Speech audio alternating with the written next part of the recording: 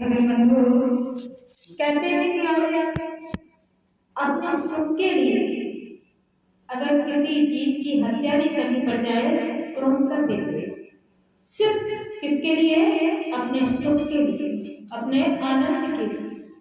कोई अगर नरक में जा रहा है तो उसे हम धकेलने के लिए तैयार हो जाते हैं कि मुझे सच्चा सुख मिल जाए, ताकि ये नरक में जाए, मर जाए, कट जाए, कुछ भी हो जाए, कोई मतलब नहीं। आज दुनिया में इंसान इतना स्वार्थी हो चुका है। खूब पता है कि मेरे माता पिता हैं, खूब पता है ये मेरे लड़का बहू है, मेरी पुत्री है, मेरी पत्नी है, लेकिन कितने दिन के लिए, कितने समय के लिए? जब तक तुम उसके लिए धन कमा रहे हो, उसको कमा कमा कर दे रहे हो, उससे प्रेम कर रहे हो, स्वार्थ के लिए वो तुमसे प्रेम करते हैं, सिर्फ अपनी इच्छाएं पूरी करवाने के लिए तुमसे प्रेम करते हैं। और अगर ऐसा नहीं हुआ तो क्या होता है?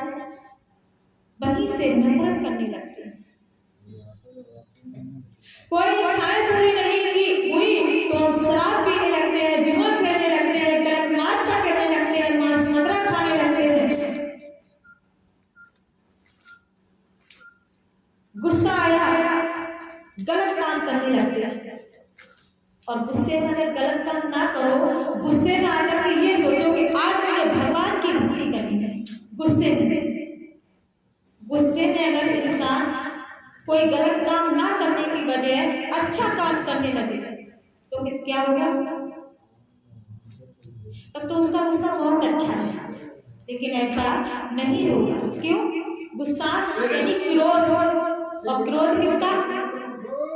किसने दिया है? काल ने दिया है। ये कोतवाल जो है, दूसरा कोतवाल है, ये काल ने रत्न ने मेरे अंदर स्थापित कर दिया है।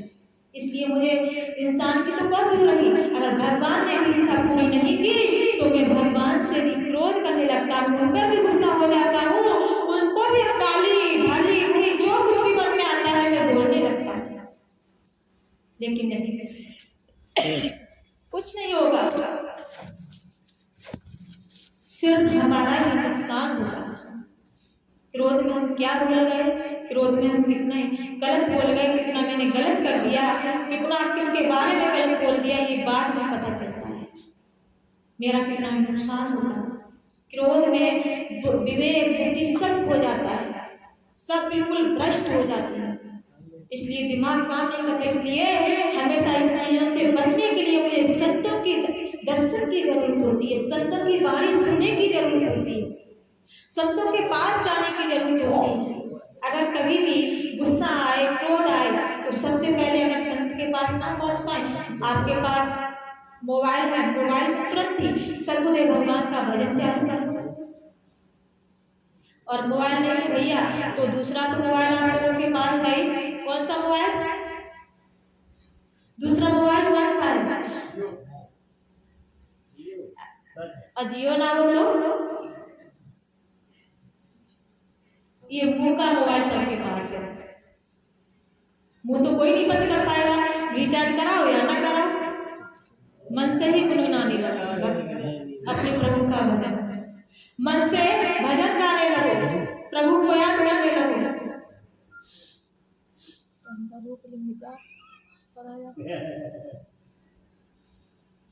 और हाँ, जिंदगी 5 मिनट के अंदर आ रही है। अगर क्रोध आ रहा है तो या तो भजन चालू कर लें, या और कुछ ना करो। क्रोध आए तो जिनको उन्हें भगवान ने दीक्षा दी, पहले क्लास के लिए अपनी श्वासों पे ध्यान दें, जिनको तीसरे क्लास के लिए वो अपने शब्द में ध्यान देंगे, वही गुस्सा शांत हो जाएगी। और दूसरी बात, अगर ये भी कुछ नहीं तो भगवान का भजन गाने लगो मुंह से। मोबाइल नहीं है, हम पैसे नहीं किराए के लिए आश्रम में नहीं जा सकते, मंदिर में नहीं जा सकते, तो तुम्हारा जो मन मंदिर है उसी में हम अपना भजन गुनगुनाने लगे, भजन गाने लगे। लेकिन क्रोध में ये मत सोचो कि मैं गोली मार लूं मर जाऊं, फांसी लगा लूं मर जाऊं, घर छोड़कर चला जाऊं, या अपने बीवी बच्चों को खत्म कर दूं, पति को खत्म कर दूं, जहर खा लूं, या किसी और का नुकसान कर दूं, शराब पीने लगूं, जुआ खेलने लगूं, मांस मच्छी खाने ये कुछ भी मत करो। गलत कार्य को अच्छे कार्य में बदल दीजिए। प्रेम में वो ताकत होती है, शांति में वो ताकत होती है, संतोष में वो ताकत होती है। तभी तो संतों ने कहा कि गोधन, कचधन, बाजधन और रतन सब खा, जब आवे संतोष धन, सब धन धूल समा। अगर संतोष आ गया मेरे अंदर तो धन दौलत, माया, हाथी, घोड़े, बंगले, सब कुछ जो कुछ भी है, सब कुछ भी मेरे लिए, ये तो सब संसारी है। बाकी जो तुम्हारे पास अगर संतोष रूपी जो धन आ जाता है तो वो संतोष रूपी धन सबसे बड़ा धन होता है। कुछ भी ना हो, घर में बंटवारा होता है तो हम क्या होता है, भजन में गुरुदेव भगवान ने बताया कि भाई भाई के बंटवारे में, जब तक शादी नहीं हुई हम भाई भाइयों में प्रेम था, और शादी होने के बाद क्या होता है? ऐसा तो नहीं होता है कि शादी लड़की आई, जिस लड़के से शादी हुई तो उस लड़की ने आकर के दो चूल्हे करवा दिए, ऐसा भी होता है। लेकिन ऐसा भी नहीं होता है। बात क्या होती है कि मेरे भाई भाई में, दो भाइयों में प्रेम था तो दो भाई जब पत्नी आ जाती घर में तो जो प्रेम भाई से था वो भाई का प्रेम कम होकर के पत्नी की तरफ प्रेम ज्यादा हो जाता है। और पत्नी ने अगर कुछ कहा तो पत्नी की भाई की बात ना मान करके, माता पिता की बात ना मान करके, अपनी पत्नी की बात मान करके अलग दो चूल्हे हो जाते हैं। वो कहती नहीं है लेकिन मोह करवा देता है। पत्नी के दुख को हम सहन नहीं कर पाते, पत्नी के कष्ट को हम सहन नहीं कर पाते। और अगर वही पति अपनी पत्नी को समझाए कोई बात नहीं, तुम अपने माता पिता को छोड़ करके यहाँ आई हो, ये भी तुम्हारे माता पिता, अगर कुछ समझाए तो वो भी मान जाएगी। लेकिन नहीं, प्रेम में वो ताकत होती है, धैर्य में, संतोष में वो ताकत होती है। भगवान बौद्ध को देखो, सब लोग मना करते रहे कि उधर मत जाना, अंगुलमान डाकू रहता है, सबको मार देता है, खा लेता है, अंगुलियों की माला को काट काट कर, अंगुलियों को काट काट कर माला बना कर पहनता है। उधर मत जाओ भाई, कहाँ जा रहे हो? सबने मना किया। भगवान बौद्ध ने कहा, अरे ये बताओ, उधर आप जाने से मना कर रहे हो, वो तो डाकू है, मैंने उसका क्या बिगाड़ा है? वो मेरा क्या बिगाड़ेगा? मैं उधर ही जाऊंगा। चले गए। अंगुलमान डाकू बहुत क्रोध के साथ आया, तलवार को लेकर, तलवार से प्रहार करने लगा। लेकिन तलवार जैसे उसने ऐसे प्रहार किया तो पीछे की पीछे ही लटकी रही, हाथ आगे नहीं बढ़ा। बहुत गाली दी, क्रोध आया, गुस्सा किया, कटुक वचन बोले, लेकिन भगवान बहुत मंद मंद मुस्कुराते रहे, कुछ नहीं बोले। अंगुलमान डाकू ने कहा, ये बताओ कि मैं इतना गाली दे रहा हूँ, क्रोध कर रहा हूँ, गुस्सा कर रहा हूँ तुम पर, लेकिन तुम मंद मंद मुस्कुरा रहे हो, मेरी एक की गाली का तुमने कोई जवाब नहीं दिया, गुस्सा नहीं किया,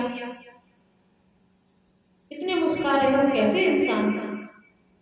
तलवार से प्रहार किया, मेरी तलवार आगे बढ़ी नहीं।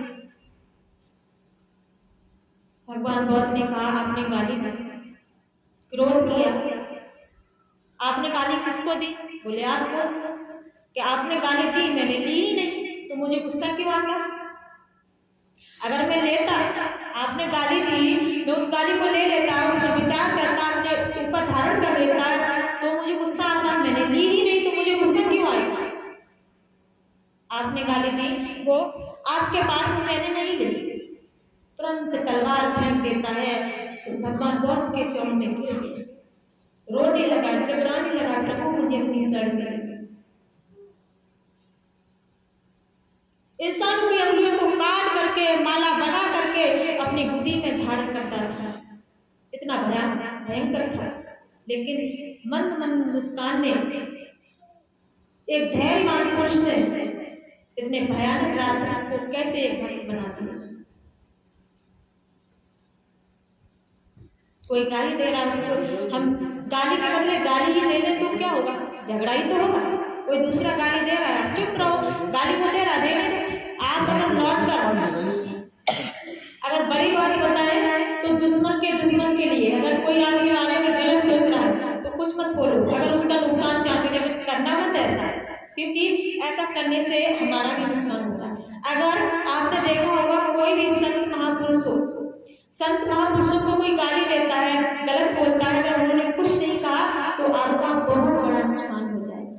और संत महापुरुषों की नहीं, कोई साधारण मनुष्य है, उससे भी आपने कुछ कहा, गाली दी, उसने अगर लौट कर कुछ नहीं कहा, वो अंदर ही अंदर दुखी हो गया, चुप रह गया, तब भी आपका बहुत भयानक नुकसान होगा। और उसने अगर लौट कर कुछ कह दिया तो आपका नुकसान होगा लेकिन कम होगा।